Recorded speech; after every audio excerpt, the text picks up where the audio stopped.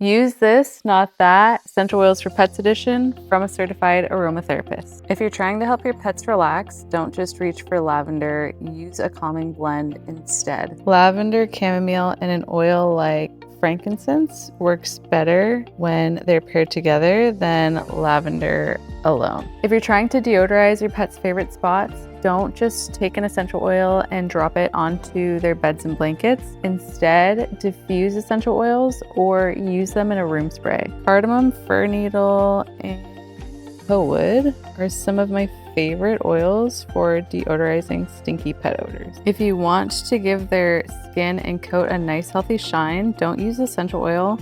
Instead, use a carrier oil like jojoba, sunflower, and safflower are some of my favorites. You're just going to want to pet them with a little pump of that and brush them as normal.